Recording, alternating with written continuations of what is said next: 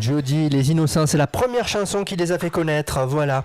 Et c'est sur la bande-annonce radio, et c'est, oui, on se souvient, la fin des années 80, 90. Et justement, puisqu'on en parle, on parlait de ça justement hors antenne, en ce moment, il y a une tournée de rappeurs de ces années-là. Est-ce que tu te souviens, Cédric?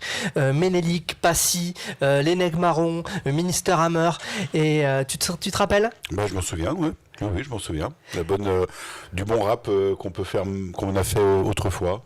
Avec des textes, voilà, avec plus de textes peut-être qu'aujourd'hui. La question c'est, tu sais s'il y a IAM et NTM par exemple, qui étaient quand même les leaders français, quoi. Et mais non, vraiment du bon rap. Je crois qu'ils n'y sont pas. Ils sortent un album par contre, ils viennent de sortir un album IAM. Ouais, IAM vient de sortir un album en ce moment. Mais c'est vrai qu'ils n'y sont pas. Et pourquoi ces groupes ont performé et ont eu du succès? Parce que c'est à ce moment-là, dans les années 90, qu'il y a eu le quota de chansons françaises dans les radios. Il devait passer, le quota a augmenté à 40%. Donc du coup, ça a ouvert un peu les vannes de production de rap notamment, qui passait très bien sur Énergie, sur Skyrock, sur des radios comme ça. Et donc c'est comme ça qu'on a vu l'émergence de groupes un petit peu à la même période, un peu dans le même style, un petit peu assez commercial finalement, mais qui vraiment avait ses fans. Et donc cette tournée a lieu en ce moment. Un peu partout. Il y avait un reportage à la télé hier justement dessus. Ils font un peu le tour de tous les zéniths après la tournée des années 80, la tournée des années 90. Et chaque décennie a eu sa tournée achetant de tête de bois chacun. Et chaque fois ça a vraiment du succès. Chacun s'y reconnaît finalement. Voilà. Ah, il y a un portable. Allô. C'est le portable de Cédric. Voilà. Ici la bande-annonce. Oui, allô. On aurait pu le faire en direct. Oui. On aurait pu faire un décrochage. J'ai failli te le dire. J'attendais, je me disais, va-t-il décrocher? Bah, quand même. Sauf que là, c'est peut-être ta femme. Non, ça aurait été ma femme, j'aurais décroché.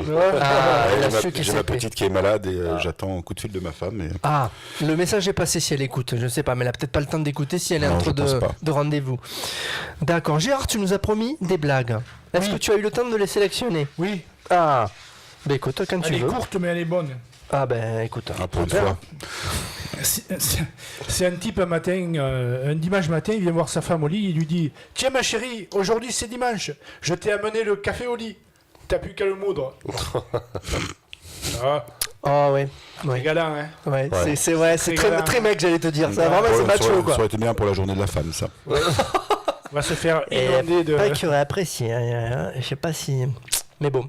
Voilà. Si ça se trouve, c'est du vécu en plus, peut-être. Certainement. C'est ce que je fais le dimanche.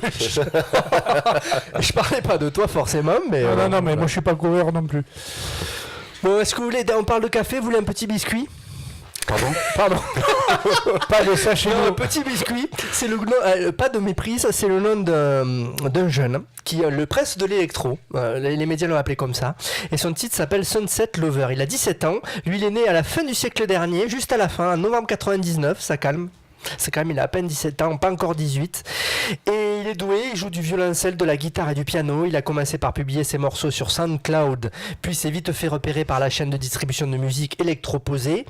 Le titre que l'on va entendre, Sunset Lover, a déjà totalisé 25 millions de vues sur YouTube et 130 millions sur Spotify. Attention. Ouais, il nous a dépassé. Vous l'avez déjà entendu sûrement, on l'a vu il y a quelques jours dans l'émission quotidienne de Yann Barthès sur TMC, reproduire ce morceau est-ce que vous connaissez ces sortes de tablettes avec des pads, on appuie dessus, on reproduit son Camille hoche à la tête. Tu reproduis ça? Et il a reproduit ça, tu connais? Oui, je l'ai vu à Yann Barthès. Ah, tu l'as vu à l'émission, voilà. Et c'était impressionnant, il a reproduit, vous allez entendre, il y a une mélodie qui revient dans ce morceau, il l'a reproduite, c'est des bouts de son qu'il met les uns aux autres. Donc il a une mémoire, et il se souvient de là où il faut appuyer, bien entendu. Enfin, c'est logique. Oui. Voilà, mais c'est une nouvelle façon de faire de la musique. Voilà, j'avais vu ça, moi, c'était l'année dernière à The Voice, je crois. Un candidat, justement, qui avait... Mais je n'ai pas le mot pour ça. Une beatbox, non, c'est pas ça? C'est pas une beatbox, c'est comme un mixpad peut-être, je sais pas quel est le mot. C'est pas mal ça. Oui, je sais pas. Non, beatbox, c'est quand tu fais tout avec la bouche.